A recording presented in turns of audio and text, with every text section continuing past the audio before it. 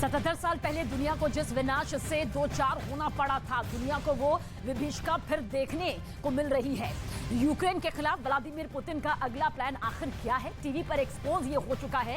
रूस के सरकारी टीवी चैनल ने पुतिन के वर्ल्ड वॉर वाले प्लान के बारे में क्या खुलासा किया, हमारी इस खास रिपोर्ट के जरिए आप जरूर देखें।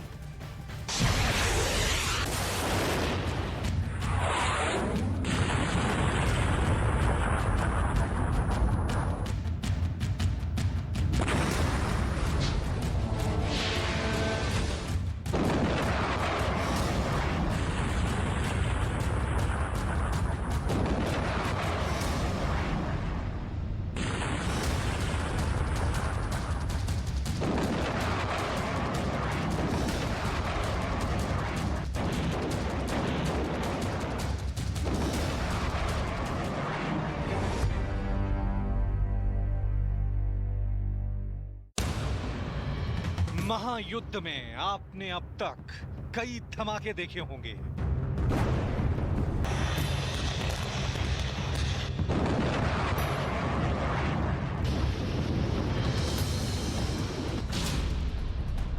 बमों की बारिश देखी होगी।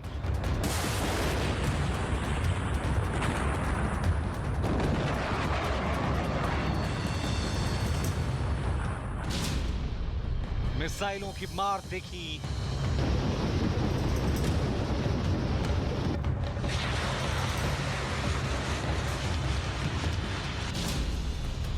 गरजते हुए टैंक देखे।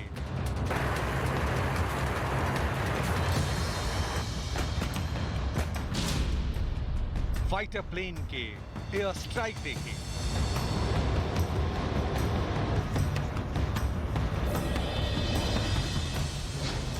लेकिन अब जो होने वाला है उसके सामने ये धमाके तो बिल्कुल छोटे और मामूली दिखने लगेंगे।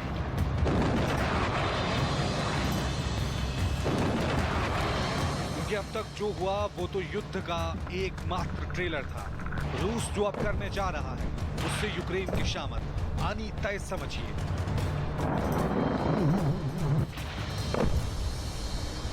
क्योंकि शुरू हो गया है वर्ल्ड वॉर 3।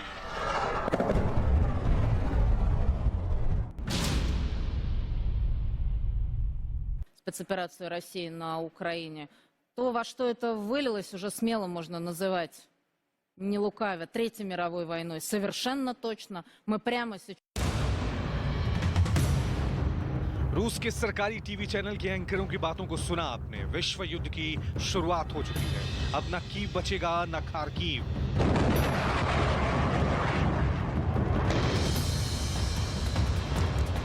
मारिउपोल मिट्टी में मिल जाएगा।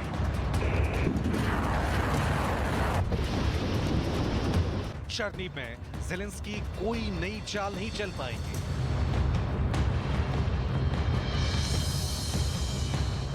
रूस अब यूक्रेन का वर्चस्व खाक में मिलाने के पीछे लग गया है।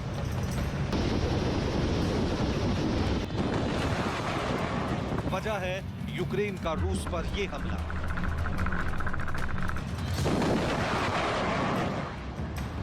अप्रैल 2022 को ओडेसा के पास ब्लैक सी में यूक्रेन ने रूस के फ्लैगशिप मोस्कावा पर मिसाइलों से हमला कर उसे डुबो दिया।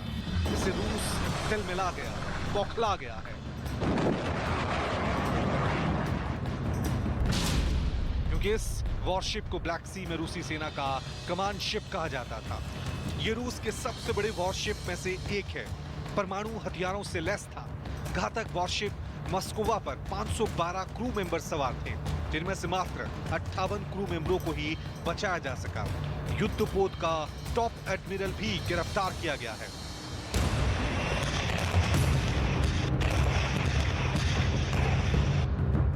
इसके बाद पुतिन के गुस्से की कोई सीमा नहीं रही।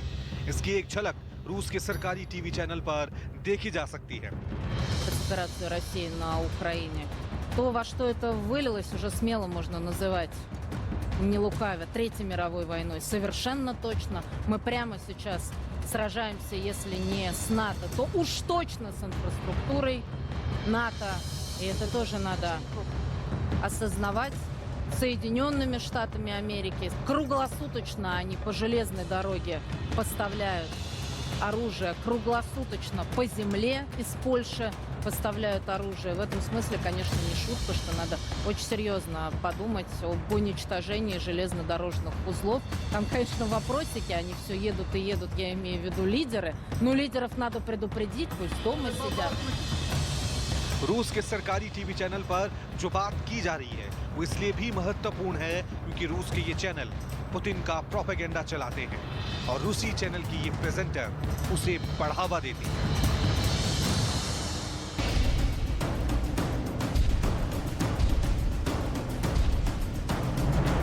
जिस युद्ध को अभी तक रूसी राष्ट्रपति स्पेशल मिलिट्री ऑपरेशन बता रहे थे उसे टीवी बहस में खुलकर वर्ल्ड वॉर कहा जाने लगा है। Не лукавя, Третьей мировой войной. Совершенно точно. Мы прямо сейчас यानी बात आगे बढ़ चुकी है, युद्ध अब अगले दौर में पहुंच चुका है।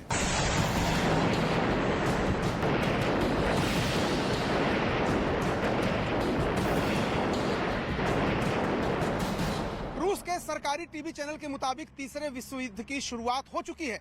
रूस आरोप लगा रहा है कि नाटो के देश रूस का नामो निशान मिटाने की कोशिश कर रहे हैं। वहीं पुतिन ने भी तीसरे विश्व युद्ध की धमकी दे दी है। रूस की रेड आर्मी ने विश्व युद्ध पर काम शुरू भी कर दिया है। इसका पहला शिकार बना है मारियोपोल।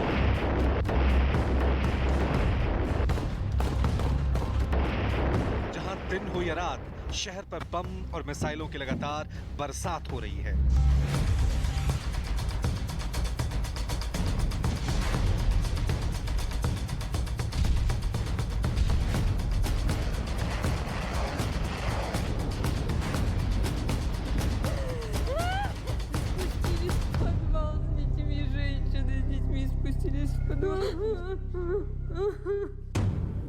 इमारतें जल रही हैं, खंडर में तब्दील हो रही हैं।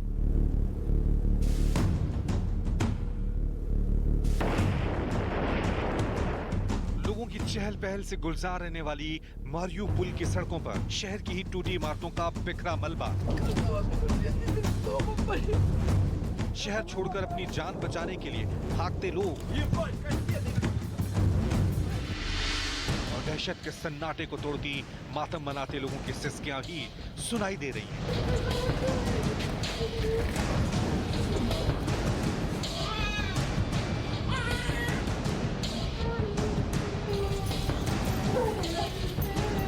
सड़कें लाशों से पटी पड़ी हैं और जो बचे हैं वो अपनी जान बचाने के लिए भाग रहे हैं। 2 मार्च के बाद से इस शहर में मरने वालों की कोई गिनती नहीं हो सकी है। В місті той факт, що 90% інфраструктури зруйнувала Російська Федерація, бомбардувала лікарні, бомбардувала бомбосховища, вбивала мирне населення міста Маріуполя, 21 тисяча і плюс ми так вважаємо, що загинуло з точки зору бомбардувань, з точки зору обстрілів. Це все ми так вважаємо. रूस की तरफ से जैसे ही विश्व युद्ध का ऐलान हुआ, रूस की सेना ने मारियोपोल शहर को जाने वाली सभी रास्तों को बंद कर दिया है। इससे पहले यूक्रेन ने रूस से 9 रास्तों की मांग की थी। मारियोपोल शहर के हर सड़क पर खुलेआम युद्ध हो रहा है। अजोव सी में भी रूस की सेना डटी हुई है। रूस मारियोपोल शहर पर पूरी तरह से कब्जा करना चाहता है।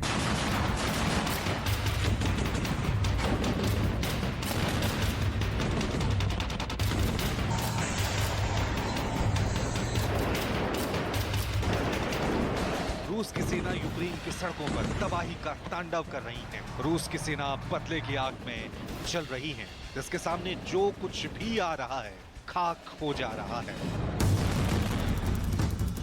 राजधानी कीव में रूसी सेना की वापसी के बाद कीव इलाके में 900 से अधिक नागरिकों के शव बरामद किए गए हैं।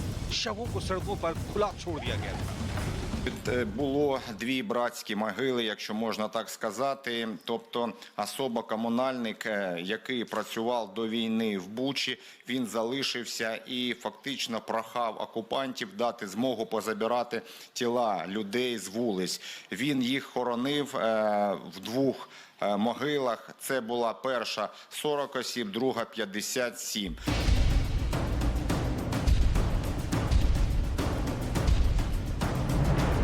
राजधानी कीव में 900 नागरिकों के शव बरामद हुए हैं। यूक्रेन ने दावा किया कि रूसी सेना ने ज्यादातर उन लोगों को निशाना बनाया है जो निहत्थे थे, क्योंकि आंकड़े इस बात की ओर संकेत कर रहे हैं कि 95% मौत गोली लगने के कारण हुई। कीव के आसपास रोजाना बड़ी संख्या में सामूहिक कब्रों का मिलना जारी है। इसके अलावा सड़कों पर भी लावारिस हालत में कई शव मिल रहे हैं। माना जा रहा है कि कीव में बुचा से भी बड़ा नरसंहार हुआ है। पुतिन की सेना यही नहीं रुकी, उसने मल्टीपल रॉकेट लॉन्चर से कीव में बने एक मिलिट्री बेस को तबाह कर दिया।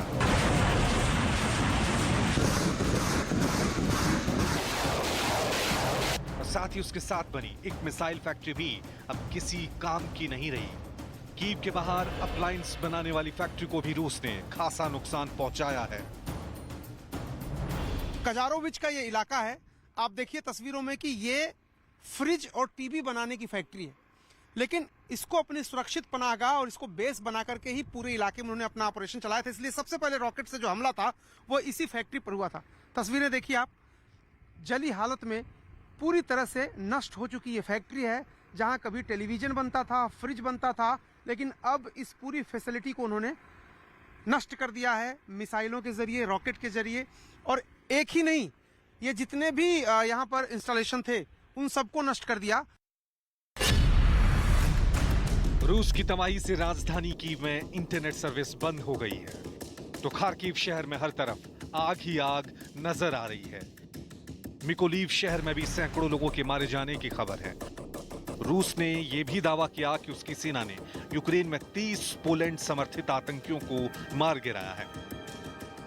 यूक्रेन ने अपने 3000 सैनिकों के मारे जाने की पुष्टि की है।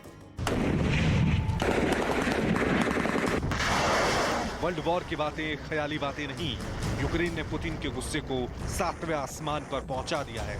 पुतिन की वार्निंग पुख्ता वार्निंग है। रूस की सेना पर पुतिन की वार्निंग का असर देखा जा रहा है, क्योंकि धमाके बड़े हैं, जोरदार हैं, तोप के गोलों से लेकर मिसाइल के हमलों तक, और अब तो नौबत न्यूक्लियर अटैक तक आ गई है।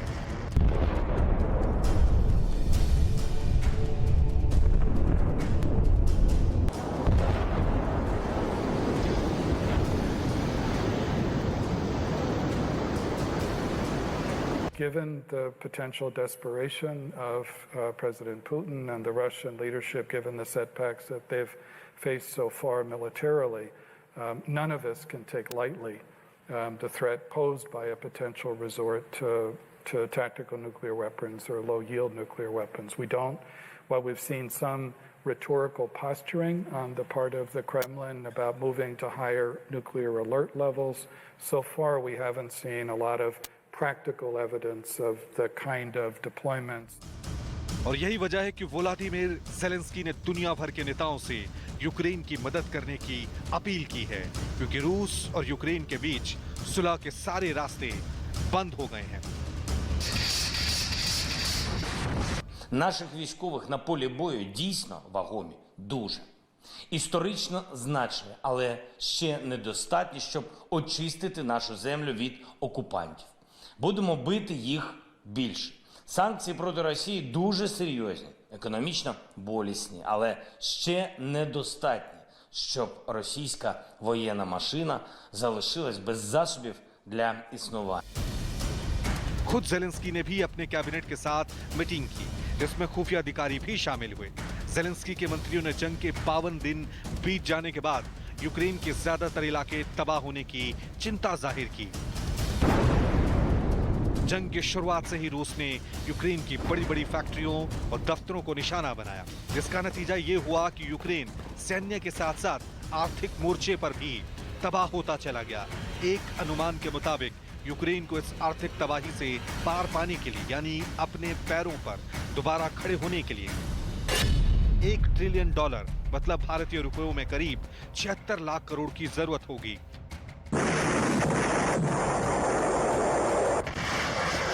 साफ है, रूस ने यूक्रेन को हर तरह की तबाही और बर्बादी के रास्ते पर खड़ा कर दिया है। रूस की सेना फुल फोर्स में यूक्रेन में अपने मिशन वर्ल्ड वॉर 3 को अंजाम देने में लग गई है।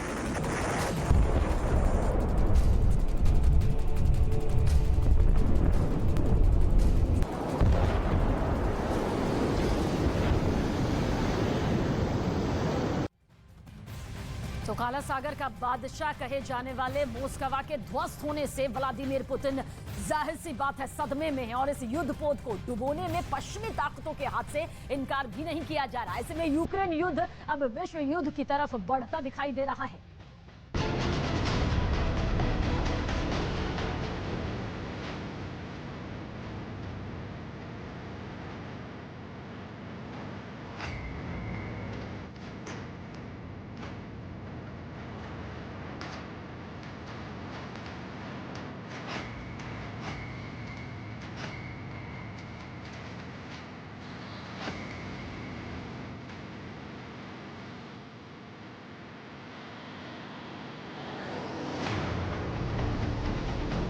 रूस कुछ दिनों में ही यूक्रेन को धूल चटाने का दम भर रहा था, लेकिन रूस का सपना पानी पानी होता दिख रहा है। मॉस्को से उठते धुएं से रूस का दम फूलता दिख रहा है। युद्ध के 49वें दिन पुतिन की नेवी का खास युद्धपोत देखते ही देखते ध्वस्त हो गया। वो युद्धपोत जो काला सागर का बादशाह कहा जाता था, जिसकी यूक्रेन पर विजय के लिए पहले दिन से ही तैनाती हो गई, जिसे खास मिशन के लिए तैयार किया गया था, लेकिन ये मिशन अधूरा रह गया और रूस के लिए ये एक महाझटका कहा जा रहा है, जिसका रूस के मनोबल पर भी बड़ा असर पड़ेगा।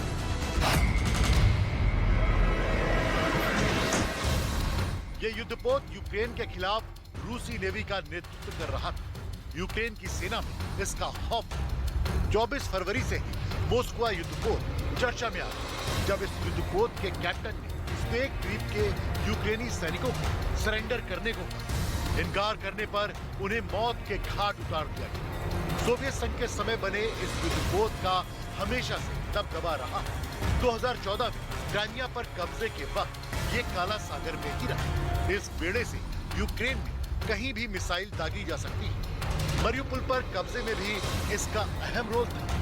इस युद्धपोत पर एंटी शिप मिसाइलों के साथ कई एंटी सबमरीन और माइन टॉर्पीडो जैसे हथियार भी मौजूद थे। दूसरे विश्व युद्ध के बाद दुश्मन के हमले के बाद डूबने वाला ये सबसे बड़ा जंगी जहाज कहा जा रहा है। इस युद्धपोत का वजन 12,490 टन बताया जा रहा है। यूक्रेन पर हमले के बाद रूस ने अपना ये दूसरा सबसे बड़ा जहाज खोया।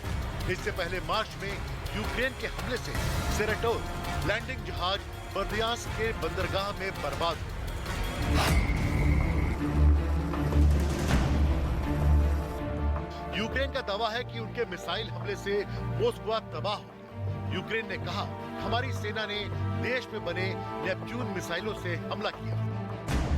इस मिसाइल को 2014 के बाद तैयार किया गया था। यूक्रेन का दावा है कि यह मिसाइल 300 किलोमीटर रेंज तक निशाना लगा सकती है। दावा यह भी किया गया कि युद्धपोत पर विस्फोट के बाद चालक दल को निकालने में काफी मुश्किल हुई।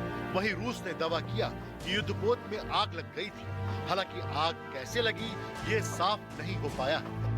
बंदरगाह तक ले जाने के दौरान समुद्र के उफान के चलते मॉस्को डूब गया और रूस की ओर से पूरे चालक दल को सुरक्षित निकालने का दावा किया गया।